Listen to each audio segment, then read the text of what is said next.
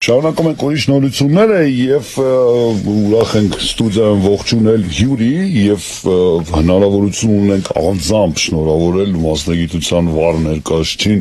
այսօրվա պրոֆեսիոնալ տոնի կապակցությամբ իմ գործընկերուհի Սուսաննան կներկայացնի մեր հյուրին, խնդրեմ։ Սիրով, իհարկե, հիշեցնեմ, որ այսօր նոյեմբերի 17-ին Հայաստանի զինված ուժերում նշում է որպես ռազմաբժշկական աշխատողի օր եւ այդ առիթով այսօր հյուրընկալել ենք Ալեքսանդր Արոյանին, Աբդոմինալ վիրաբույժ, Հայաստանի թվային առողջապահության ասոցիացիայի վարչության անդամ, Հայաստանի Հանրապետության Պաշտպանության նախարարության բժշկական ծառայության պահեստազորի սպա։ Բարև ձեզ։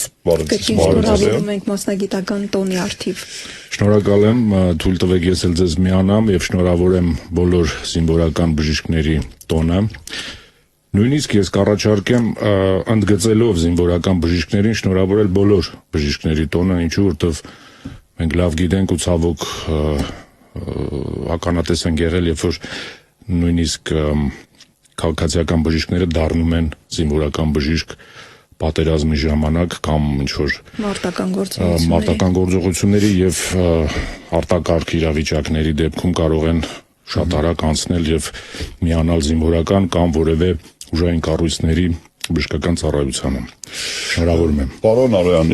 իսկ ո՞րն է հիմնական տարբերությունը, հա, զինվորական բժշկի եւ քաղաքացիական, սկսենք դրանից։ Շատ լավ հարց էր։ Մեծ հաշվով տարբերությունը նրանումն է, որ զինվորական բժիշկը ասում է, որ գնում է ծառայության,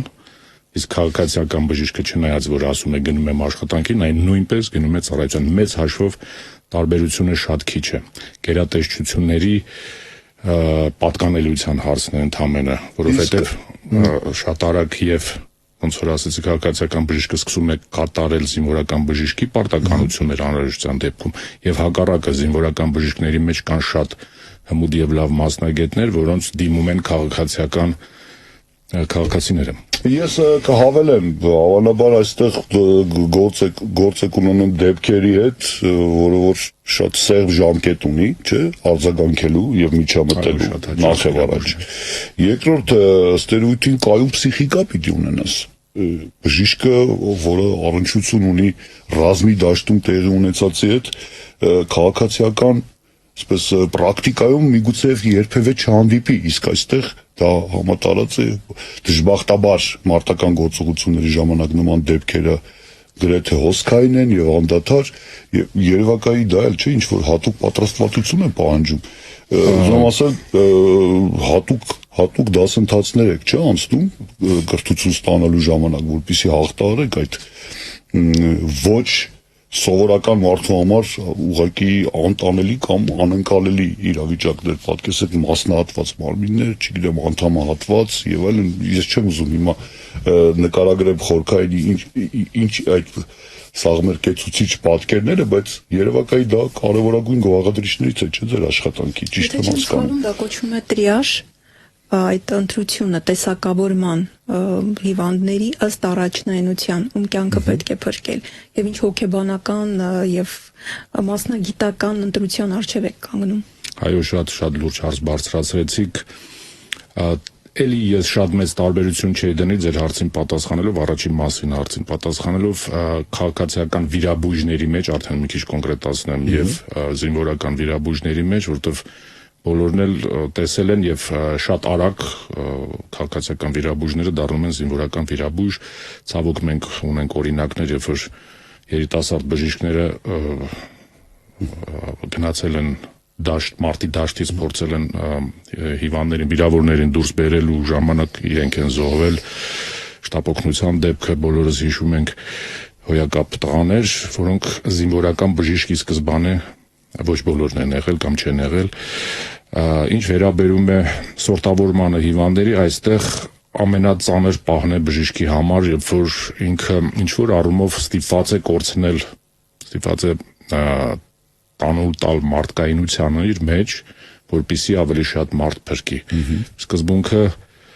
գիտեք, այնտեղ 3 տեսակի վիրավորներ են, թեթև, միջին եւ շատ ծանր, սկսում են փրկել միջին վիրավորներին, որովհետև թեթևները կարող են սպասել, իսկ անհույսներին Ուղղակի այդ հանկարժեք րոպեները ժամանակ է, որպեսզի կարողանան ավելի շատ այստեղ ասենք շատ շրջեն մյուս վիրավորներին, այստեղ այդ ձեր ասած կամքի ուժն ու մի ուրիշ տեսակի հատկանիշներ են պետք, որպեսզի սառը կարողանալ դա անել։ Ինչպես եք դուրս գալիս դուք անձամբ օրինակ ստրեսային իրավիճակներում, թեկուզ այսօրվա առօրյա ձեր աշխատանքում, որովհետև ուղղակի տեսնում եք, որ այստեղ յուրաքանչյուր վարքյանը շատ թանկ է եւ պրոֆեսիոնալ ճշգրիտ անվրեպ միջամտություն է պետք։ Մի քիչ կիսվեք ձեր պրակտիկայով, Նկատի ունեք հետո դուք ինքներդ ինչպես եք այդ ստրեսային իրավիճակները հաղթահարում։ Ինչ-որ մեթոդիկա կա, չգիտեմ, քթով շնչել, խորը, չգիտեմ, կտրվել, ասենք։ Այո, իհարկե շատ հեշտ դա շարժողական ակտիվություն է, նախ եւ առաջ բժիշկներից շատերը նաեւ սպորտսմեններ են։ Ես էլ բացառություն չեմ, նախկինում շատ օգնում են արևելյան մարտաձևերը, մարտարվեստների որոշ վարժությունների կամ նախապատրաստական կամ բուն մարտական որոշ շարժումների կիրառումը։ Ես նույնիսկ այսպես հիշողություն ունեմ, երբ որ ծառայում էի, զինվորներս նվնվում էին, առողջները չէին ուզում վերադառնալ իրենց զորամաս եւ ես իրենց ցույց տվեցի, որ կարելի է նույնիսկ բարձր ջերմության ներքո առողջանալ առանց դեղերի, առանց նվնվոցի, ձների մեջ բաց տորսով 40 աստիճան ջերմությունը իջեցրեցի, այսպես վարժությունների կոմպլեքս կա կարատեում, կոչվում է կատա եւ հատուկ հոգեբանական տրամադրվածության դեպքում գումարած կոնկրետ ինքը վարժությունը հնարավոր է իջեցնել ջերմությունը նույնիսկ։ Հետաքրքիր է։ Ինչով է զբաղվում աբդոմինալ, հա, դերություն գուցե սխալ թե աբդոմինալ վիրաբույժները դա որովայնային վիրաբույժներ են, որոնք զբաղվում են բոլոր որովայնային օրգանների Կամենաթիրախային են մարտական դաշտում։ Պատկերացրեք այսօրվա օրով արդեն չէ, վերջին պատերազմը ցույց տվեց, որ ավելի թիրախային էին վերջույթները եւ գլուխը, որովհետեւ պաշտպանված էին զրահաբաճկոն, այո, եւ ստատիստիկան վիճակագրությունը խոսեց նրա մասին, որ մենք մի կողմից բարեբախտաբար քիչ գործ ունեցանք, մենք նույնպես կամավորական խումբ էինք ստեղծել եւ մեկնել էինք դեպի առաջ, որպեսզի վիրահատենք զինվորներին վիրավոր, հիմնականում աշխատանքը վերաբերում էր տրավմատոլոգներին, վնասվածքաբաներին եւ նեյրովիրաբույժներին, որտեղ որ ավելի քիչ պաշտպանված էր, ժամանակակից մարտական գործողությունները մի քիչ այլ են դարձել։ Ժամանակակից եւ մարտական գործողություններն են փոխվել եւ ժամանակակից առողջապահական մոտեցումներն են փոխվել, մասնավորապես դուք Հայաստանի թվային առողջապահության ասոցիացիայի վարչության անդամ եք։ Ինչ է ասել թվային առողջապահություն եւ այս վիրտուալ մենք հաճախ նյութեր են կարդում վիրտուալ վիրահատություն, վիրտուալ բժշկություն կամ խորհրդատվություն համացանցով եւ արդյոք դրա մեջ չկա վտանգ, որ մարդը կարող է հասնել, այսպես ասած, ինքնաբուժության, հենց այդ խորհուրդների տեսքով, ChatGPT-ին դիմելով եւ որոնք են վտանգները, որոնք են օգտակար կողմերը։ Շատ լավ, թվային առողջապահությունը դա առողջապահության ոլորտի թվայնացումն է, ինչպես եւ բոլոր մնացած ոլորտների թվայնացում է տեղի ունենում ժամանակակից աշխարհում, միանշանակ նա կբերի մի շարք առավելություններ Եվ ամենակարևորը, որ թվային առողջապահությունը իդեմս հեռաբժշկության, որը թվային առողջապահության մաս է, շատ ավելի հասանելի է դարձնում բժշկությունը եւ ֆիզիկապես հեռավոր անկյուններին եւ ֆինանսապես։ Այստեղ զինվորական բժշկությունը, զինվորական, եթե կարելի այսպես կոչել, առողջապահության առանձնահատկությունը իր հերթին դրթել է, որպեսզի զարգանա եւ ընդգծվի կարիքը հեռաբժշկության։ Պատկերացրեք զինվորը պոստում կանգնած մի հեռավոր անկյունում, ինչ որ գանգատներ ունի, լավ չի զգում, ջերմություն միգուցե ունի եւ իր կողքը լավագույն դեպքում կա բուժակ։ Ստորաբաժանման բժշկական ծառայության ներկայացուցիչ, որը չի տիրապետում իհարկե բժշկական բոլոր նույնությունների եւ որոշակի գործիքներ ունենալու Պարագայում ոչ շատ թանկարժեք, օրինակ թվային ֆանենդասկոպ։ Ենթադրենք թոքաբորբի մասին ենք ասում, բժիշկը կարող է հեռավորության վրա լսել իր թոքերը ինտերնետի միջոցով։ խոսել պացիենտի հետ, իր համար պացիենտի կամ զինծառայողի հետ եւ առանց միգուցե հավելյալ մեքենա իր հետևից ուղարկելու, վտանգելու կամ ժամանակ կորցնելու տեղում բուժում նշանակել կամ եթե գտնի որ ծանր է նոր ուղարկվի այդ մեքենան եւ այլն ինչպես որ Ես վերջերս մի բժիշկի հետ էի զրուցում, պուլմոնոլոգի, որ ասաց, որ կարող է այսպես COVID-ի ժամանակ պացիենտի հետ զրուցելիս արդեն հասկանում էր ախտարված են թոքերը թե չէ, այսինքն ձայնի փոփոխությունից փորձառու բժիշկները այդ ամենը զարգացնում են կարճ որպեսզի པարզ լինի մեր ընկերներին հեռաբժշկությունը կամ թվային առողջապահություն դա նույն բժշկությունն է, նույն առողջապահությունն է, ուղղակի թույլ է տալիս բժիշկ պացիենտ գտնվել ну, չասեմ անվերջ, հա, երկրագնդի մասշտաբներով ցանկացած հեռավորության վրա, որտեղ կա հստակ կապ Պարոն Արոյան, բայց կարող է խոսքը գնում շատ թեթև հիվանդությունների մասին, որովհետև շատ անգամ նույնիսկ բազմաթիվ հետազոտություններ ունենալով, ենթադրենք ինչ-որ մեկի համար գնում ես եւ տանում ես այդ հետազոտությունները, բացատրում ես, որ հիվանդը խնդիրներ ունի հենաշարժողական եւ այլն, ասում է ոչ, ես թղթեր նայող չեմ, ես հիվանդ նայող եմ։ Այսինքն այդ հեռաբժշկությունը որքանով է լուրջ։ Ես ձեզ ասացի, նա պրակտիկորեն չի տարբերվում սովորական բժշկությունից, որովհետև ամեն ինչ առանց բացառությամբ հնարավոր է անել բժիշկ-պացիենտ հարաբերության մեջ, ընդհանուր մինչև վիրահատությունը, հեռավար վիրահատությունը։ Ռոբոտը չէ, եւ որքան գիտեմ, նույնիսկ այդպիսի համակարգ հնարավոր է հեռահար, այդպես կառավարել ճշգրիտ նուրբ։ Այո, առաջին դեպքում կողքը մարդիկ առաջին վիրահատությունը 2001 թվականին է կատարվել, երբ որ վիրաբույժը գտնվում էր Նյու Յորքում, իսկ պացիենտը Ստրասբուրգում, Ֆրանսիայում, ռոբոտի միջոցով բժիշկը կառավարում էր ինտերնետով այդ ռոբոտին։ Հիմա դուք գիտեք, ռոբոտային վիրաբուժությունը շատ զարգացած է եւ բժիշկը ուղղակի կողքի սենյակում է գտնվում։ Այդ է տարբերությունը կողքի սենյակում, թե մի այլ մայրցամաքում։ Իհարկե շատ նյուանսներ կան, որոշ բաների պետք է պատրաստ լինել եւ այլն, բայց դա հնարավոր է։ Վերջերս արդեն իսկ մարդու գործոնը անեցինք կամաց մոտենանք ChatGPT-ին, վիրահատեց արհեստական բանականությունը ինքնուրույն 100% ճշգրտությամբ, ճիշտ է, թեթև վիրահատություն արեց, լեղապարկահատում, լապարասկոպիկ, այսպես վիրահատություն են տեխնոլոգիաները եւ առանց վրիպելու նա դա արեց։ Անշուշտ մեզ կգերազանցեն արհեստական բանականությամբ օժտված մեքենաները եւ ավելի լավ առողջություն կպարգևեն։ ChatGPT-ի հիմնադիր է ստեղծող Սեմ Ալթմանը վերջերս հարցազրույցում նշեց, որ հանել են ChatGPT-ի գործառույթը զննել MRT պատկերներ, ժապավեններ, ռենտգեններ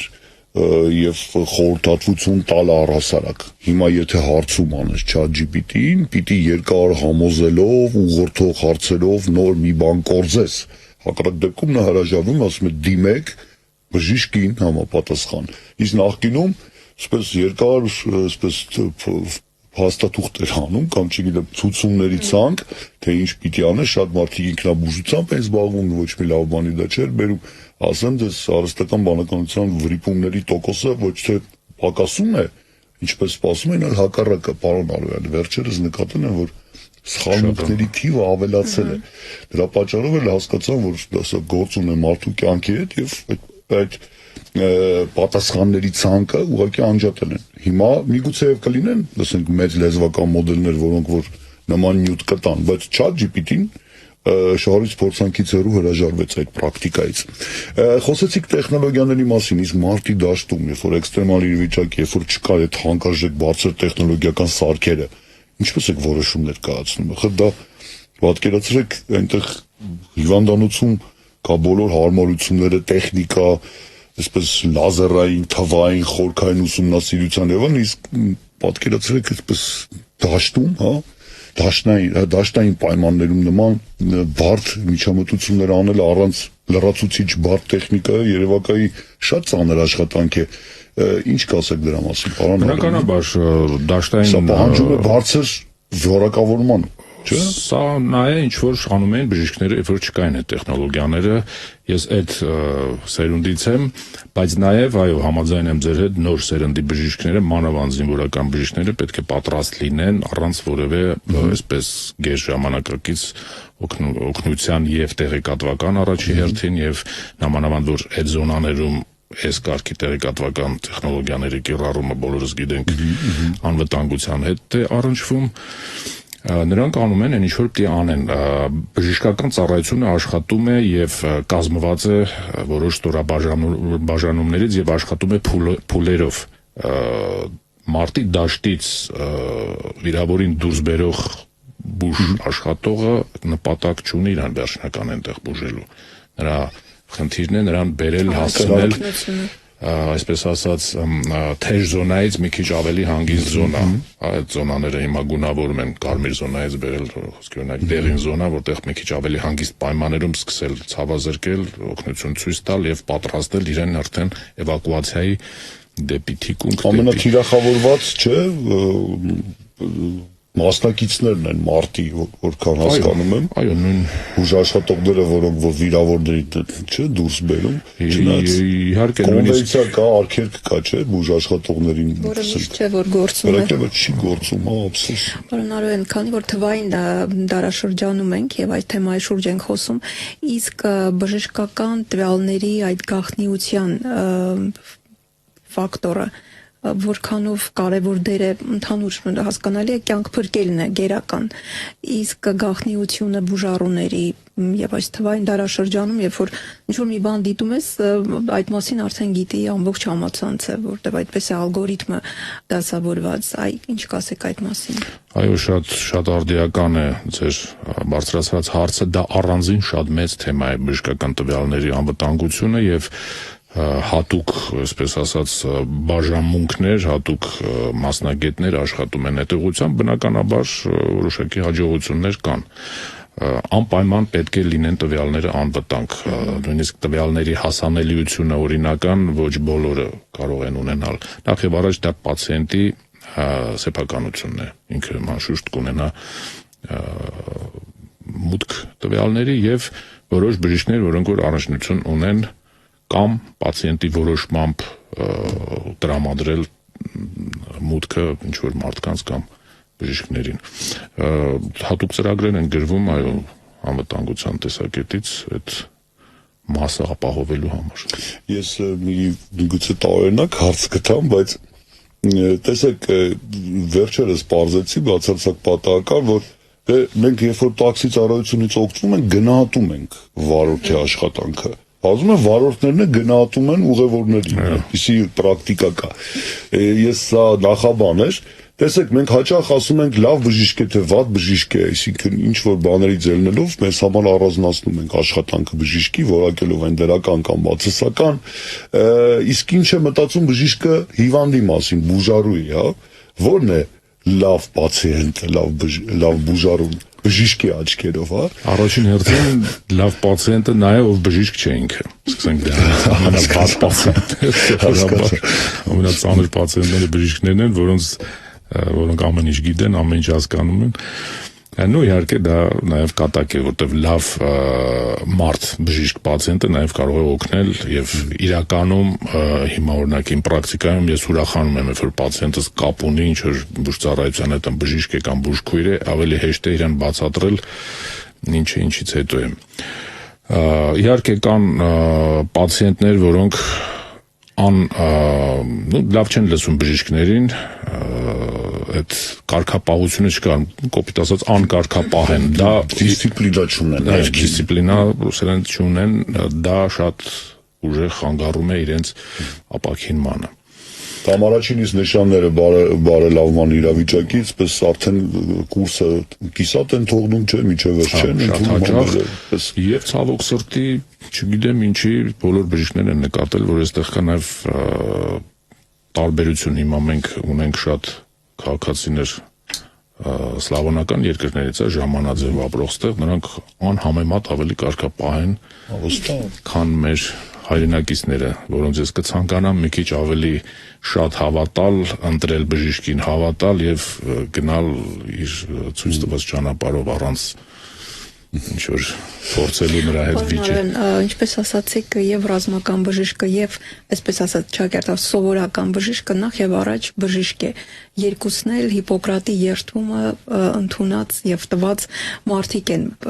բայց եւ հասկանում ենք, որ ռազմական բժիշկը մի փոքր առանձնանում է թերևս շատ արագ կողմնորոշման եւ մարդկային կյանքը փրկելու տեսանկյունից ոչ դյուրին պայմաններում։ Իսկ որ որոշումն է, որ ձեր կյանքում ընդունած որոշումը, որ տպավորվել է եւ հաճախ եք հիշում այդ մասին։ Նկատի ունեք պրոֆեսիոնալ գործունեություն։ Այո, իհարկե։ Դժվար հարց է։ Երևի թե որ չառանձնացնեմ տենց կոնկրետ որոշում, բոլոր կոնֆիդենցիալությունը պահում ենք բնականաբար, որպես որպես գործողություն որոշում։ Ունեմ շատ երկար պատմություն է մի դեպք, որը տպավորված է, երբ որ իմ որոշումը հակասեց բժշկական կոնսիլիումի որոշմանը, իսկ բժշկական կոնսիլիումը դա օրենսդիր մարմին է եւ սխալ ուղղությամբ մենք գնացինք եւ հիվանդին կորցրեցինք, իհարկե կարող ենք կորցնել ամեն դեպքում, բայց այդպես ստացվեց, երևի դա է տպավորված, երբ որ կոնսիլիումը չգիտես ինչու հրաժարվեց տրամաբանական հետևողությանը եւ ողջամտությանը հետեւել, հիվանդին կատարվեց վիրացում, որը նրան անհրաժեշտ չէր, բայց դժվար որոշում էր իհարկե եւ բավականին լուրջ ներկայացուցիչներ ուներ այդ կոնսիլիումը։ Նույնիսկ հիվանդին ես փորձեցի համոզել, որ մենակ ինքը կարող հրաժարվի, որտեղ կոնսիլիումի որոշումը ոչ մեկ չի կարող հերքել, նույնիսկ հիմնարկի տնօրենը, հիվանդը ինքն էլ ուզեց կոնսիլիումի որոշումը։ Երևի դա։ Պարոն Արարյան, իսկ եթե կոնսիլիումը որոշում է կայացրել, պատկերազրկացություն է տվել կամ տվյալ դեպքի համար, բայց բուժման ընթացքում մեկ էլ տեսնում են, որ սխալ է գնում, հնարավոր է, որ այդպես արագ վերանայեն որոշումը, թե ինչպես որոշվել, այդպես էլ գնալու է, եղել են նման դեպքեր, այո, անշուշտ ընթացքից շտկումներ են արել եւ թրկել են իրավիճակը։ Բժշկությունը առաջնորդվում է, ժամանակակից բժշկությունը առաջնորդվում է ուղեցույցներով, պատրաստի, այսպես պրոտոկոլներ ենք ասում, evidence-based medicine անգլերեն, ապացուցողական բժշկության վրա հիմնված գործառույթներով, սակայն երբեմն իրավիճակը դուրս է գալիս ստանդարտից, եւ այստեղ արդեն շատ կարեւոր են դառնում հմուտ եւ փորձառու բժիշկները եւ շատ հաճախ նաեւ այդ բժիշկների կոնսիլիումը, որը ոչ ստանդարտ վիճակներում որոշում է կայացնում։ Բնականաբար այդ որոշումները շատ ինդիվիդուալ են դառնում կոնկրետ դեպքի, կոնկրետ պացիենտի համար եւ եթե ինչ որտեղ զգում են, որ օգտակար չէ, այդքան արդյունավետ չէ կամ ինչ-որ վնասների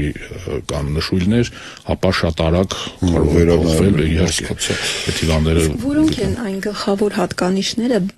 ռազմական բժշկին բնորոշ, որ տարբերում են մնացած բժիշկներից։ Ես կարծում եմ ռազմական բժիշկները ավելի մոտ են կանգնած թշնամուն, այսպես ասենք, զորամասային բժիշկները եւ երբեմն նրանք կարող է իրենց պացիենտներին, որոնց փրկում են, փրկելու հանուն ստիպված լինել, ասենք թե կրակել թշնամուն, սպանել մեկ այլ մարդուն։ Իսկ ռազմագիտության դասեր անցնում եք ռազմագիտության անցել ենք բուհում ստացել եմ սպայի կոչում եւ հետո արդեն բանակում մնացած։ Եթե ըստ իրավիճակի իրադրության, եթե գուցե մարդկային կյանք փրկելու առաջին անհրաժեշտությունը չկա, բայց կա թշնամուց պաշտպանվելու կամ հակադարձելու այդ հմտությունների նույնպես տիրապետում եք։ Բնականաբար։ Այ Եվ երեխաներն եմ սովորացնում։ Պարոն Արարյան, հաճախ ես այսպես նոր հիշեցի, որ երբ առաջին դեմքերի առողջական խնդիրներ են ունենում, տարբեր երկրներում միայն խորհրդային միության մասին չէ, նաև եվրոպական երկրներում այսպես բժշկական օգնության է հասնում ռազմական բժշկություն, այն առումով, որ այսպես գոսպիտալներում են ռազմական վիրահատությունները անցնում, ուշադրություն եմ դարձրել, այդպես է, որ այդպես զինվորական բժշկությունն է հիմնականում զբաղվում բարձր պաշտոնյա, երկրի առաջին դեմքերի, չգիտեմ, անվանի գործիչների եւ այլն առողջությամբ, դա ինչի մասն է խոսում, որ զինվորական բժշկությունը դա բարձր որակավորում ստացած, հատուկ ընտրված, մասնագետների համաստեղություն է, ճիշտ եմ հասկանում։ Ինչու է այդպես, օրինակ, ինչու են երկրի նախագահներին, վարչապետներին, որպես կանոն վիրահատում կամ էլ բժշկական միջամտություններ նշանակում հենց ռազմական հոսպիտալներում այդպիսի պրակտիկա կա, ինձ թվում է չեք թույլ տա ես ստեմ, չէ՞։ Այդպես կա իրոք այդպես գործառույթ, նաև արտակարգ իրավիճակների դեպքում նրանք շատ ակտիվ ներգրավում են գործողությունների մեջ բուժական, դա ավելի շատ պայմանավորված է այդ բարձր կարգապահությամբ, զինվորական բժիշկը նա նաև զինվոր է եւ ունի սուբորդինացիոն հարաբերություններ վերադասի եւ ստորադասի հետ, որը արյան մեջ է արդեն եւ շատ հստակ աշխատում է։ Քաղաքացիական բժիշկները քիչ ավելի այսպես ազատ են իրենց զգում եւ մի քիչ ավելի դժվար է իրենց կառավարելը, ղեկավարելը։ Սակայն վստահ եղեք, որ նույնիսկ ամենազարգացած երկրներում, եթե պետք լինի շատ նեղ մասնագետ, նա արդեն հրավիրվում է, բայց գործառույթը կազմակերպվում է, այնպես ճիշտ եք ասացին։ Ասենք երկրի վարչապետը կամ նախագահան որպես կանոն նաև գերագույն հրամանատարն է, ենթադրվում է, չէ՞։ Այո, նա անվտանգության ստացվում է նաև հարցեր կան, բժշկական ոլորտում անվտանգության հարցերից ելնելով ավելի շատ, չնայած իհարկե նորից եմ շեշտում, որ կան զինվորական մասնագետներ, զինվորական առողջապահության, եթե կարելի այդպես բժշկական ծառայության մեջ մասնագետներ, որոնք պակաս են նույնիսկ գերազանցում են քաղաքացիական մասնագետներին կարող լինի։ Շնորհակալություն։ Եթե ունեք տեղեկություն, այսօր երիտասարդները բժշկի մասնագիտություն ընտրելու ճանապարհին հետաքրքրված են ռազմական բժիշկ դառնալով։ Եվ արդյոք հատուկ այսպես ագիտացիայի նման ինչ-որ գործընթաց կա, որտեվ որքան խոսում ենք, հասկանում ենք, որ բարդագույն մասնագիտություններից մեկն է։ Կա հետաքրքրություն։ Եվ արդյոք պահանջարկ կա այսօր, նման մասնագետների հասկանալու է բժշկի պահանջարկ միշտ էլ կա, բայց հատկապես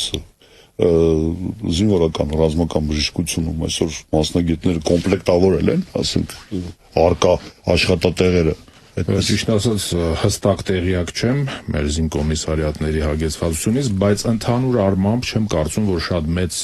այսպես հակում կա եւ տրենդ կա դառնալ զինվորական բժիշկ, ինչպես նաեւ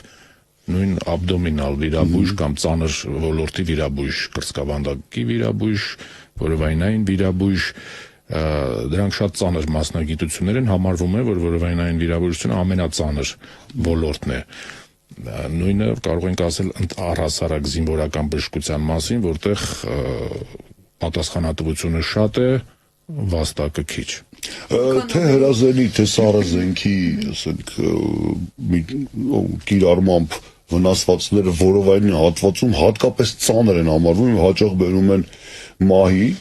այդպես եւ ֆիլմերից էլ գիտենք, եւ տարբեր այլ դրվագներից էլ, որ այս որովայնի հատվածում եւ կրծքավանդակի ստացված վնասվածքները շատ դժվար են, ասենք, բժշկական առումով, վերականգնվում կամ էլ միջամտություն անում, ինչի՞ է դա կապված։ Թվում է թե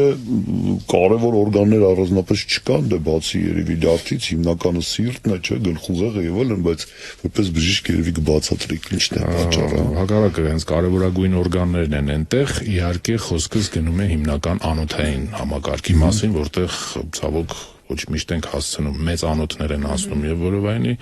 հետ որովայնամզային տարածքում, որը թիրախ է հրազենի համար, իսկ ձեր ասած լիարդը կամ այլ աղիքը եւ այլն վնասվելու դեպքում մի քիչ ժամանակ տալիս է վիրաբույժները կասեն, կարևորը չվնասվի արյունատար խոշոր անոթ։ Այդ դեպքում ցավոք մենք անզոր ենք դառնում։ Դե վիճակագրություն էլ կա։ Մարտի դաշտում մահերի մեծ մասը կապված են արյան կորստի հետ։ Դա այդպես արդեն վաղուց հաստատված, ասենք, վիճակագրություն կա։ Եվ վերջում երևի շատ տրամաբանական հարց, պարոն Արոյան, որոնք են այսօր գլխավոր խնդիրները, որոնք կանգնած են բժշկական ռազմական բժշկության առջև, որպես առանձին ոլորտ, բժշկության, ձեր կարծիքով։ Հիմնական խնդիրները, որոշ բժիշկների առջև հնարավորինս արդյունավետ կազմակերպել աշխատանքը, ծառայությունը տվյալ դեպքում, որպեսզի հնարավորինս շատ մարդ լինի, առողջ մարդիկ, զինվորներ, նախ եւ առաջ խոսքը գնում է պրևենտիվ բժշկության մասին, կանխարգելիչ բժշկության մասին, ինչպես նաեւ քաղաքացիական ոլորտում եւ Աստված մի արած մարտական գործողությունների ժամանակ էլի առաջ է գալիս այդ կարգապահությունը ես պատկերացրեք համարում եմ որ կարգապահությունը ընդհանրապես անվտանգության մանավանդ փոքր երկրների անվտանգության մեջ դա առաջնահերթություն է նույնիսկ զենքն ու զինամթերքն ու տեխնոլոգիաները չեն կարգապահությունը համար 1 առաջնահերթություն է նոր իհարկե շատ կարեւոր է զենքը եւ կամ բժիշկների տվյալ դեպքում մենք բժշկության մասին ենք խոսում բժիշկների հագեցվածությունն ու իրենց պատրաստվածությունը եթե բոլոր էտապները կատարվում են ճիշտ առանց այսպես ասած իմպրովիզացիաների առանձնապես ուրեմն կունենանք հնարավորինս բարձր արդյունավետություն մեզ մեր սենսեյը միշտ սովորացնում էր որ նույնիսկ ավելի լավ է մի քիչ սխալ որոշումը բոլորի կողմից կարգապահորեն կատարվի մարտական գործողությունների ժամանակ, քան գնեն սկսեն դիսկուսիայով զբաղվել, չէ, սա սխալ է, սա ճիշտ է, այդ դեպքում ավելի շատ կորուստներ կլինեն։ Ես մի հարց էլ տամ, կներեք էլի, քանի սենսեի ասացիք, ենթադրվում է դուք էլ ֆիլմեր սիրում եք, երևի դիտել այդտեղ մարտաֆիլմեր, որտեղ որ օրինակ հատկապես միջնադարյան այդ մարտերի ժամանակ նետը երբ որ ներթափանցում է օրինակ մեկ էլ տեսնում ես անմիջապես այսպես հարվածից հետո մի երկար տարածություն մեջքի վրա ընկնում է եւ անմիջապես մահանում է դա իրական պատկեր է ինչպես կարող է այդ փոքրիկ մետաղի կտորը ներթափանցելով օրգանիզմ այդպիսի ահռելի վնասվածքներ հասցնել Այս ինչին է կպնում չէ հասկանում եմ բայց հիմնականում ֆիլմերում մեկ նետով անմիջապես շարքից հանում են ասենք մարտիկին չգիտեմ որքանով է դա իրականությանը պատասխանում դա ֆանտաստիկա է պատասխանում է այո ֆիլմը պետք է տեսանելի լինի հիմնականում դա ես ճիշտ ասած տենց մեծ փորձ չունեմ նետերով մատնչելու բայց ամեն դեպքում եթե նա ծանր է եւ հասկանում մարտիկը որին խոցում են նետը թեթև է մի փոքր կարող է եւ հետ գնալ հասկացա բայց այդպես անմիջապես մայի դժվար թե եթե վնասի կպնի սրտին կամ աորտային վարքյանների ընթացքում հասկացա Պարոն Արոյան ձեր մասնագիտական տոմն է ձեր գոլեգաներին եւ թիմակիցներին ինչ խոսքով ինչ կոչով կդիմեիք այսօր նախ եւ առաջ ուզում եմ ցանկանամ բոլոր բուժաշխատողներին իհարկե ընդգծելով զինվորական բժիշկներին առաջին հերթին քաջ առողջություն խնդրում եմ իմ գոլեգաներին որպեսզի իրանք նաև իրենց չմոռանան չնայած իրենց ծանր եւ պատասխանատու աշխատանքին եւ հետեւեն իրենց իսկ առողջությանը դա պետք է բոլորին երկրորդ հերթին ուզում եմ ցանկանամ որպեսզի բժիշկները ճիշտ է կազմում են հասարակության ավելի այսպես ինտելիգենտ մասը երբեմն հերու են մնում որոշ վտանգներից փորձում են այսպես փախչեն ես խնդրում եմ եւ հորդորում եմ իրար հետ լինեն միասնական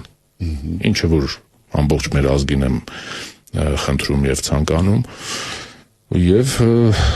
չնայած որ բժշկությունը դա ինքնին սկզբանե բարիություն է բոլոր բժիշկներին ցանկանում եմ որ այդ բարիությունը երբեմն պետք է բռունցքներ ունենան այդ բռունցքը որպեսզի որոշ մարդկանց եւ խավին բացատրեն որ սա բարիություն է եւ չխառնեն իրենք դա թուլության հետ Շնորհակալություն մեր հյուրն էր ես էլ եմ շնորհակալ Ալեքսանդր Արոնյանը Ավդոմինալ վիրաբույժ եւ կարծում եմ եւս մի քանի կարեւոր կետեր կա կենսագրությունից Հայաստանի Հանրապետության Պաշտպանության նախարարության բժշկական ծառայության Պահեստազորի սպա եւ Հայաստանի թվային առողջապահության ասոցիացիայի վարչության անդամ Շնորհակալություն որ եկաք շնորհակալություն շատ հաճելի էր ձեր ներկայությունը մեզ մոտ եւ եւս մեկ անգամ շնորհավորում ենք ձեզ եւ ձեր ոլորտի ներկայացուցիչներին անվտանգություն եւ խաղաղություն այո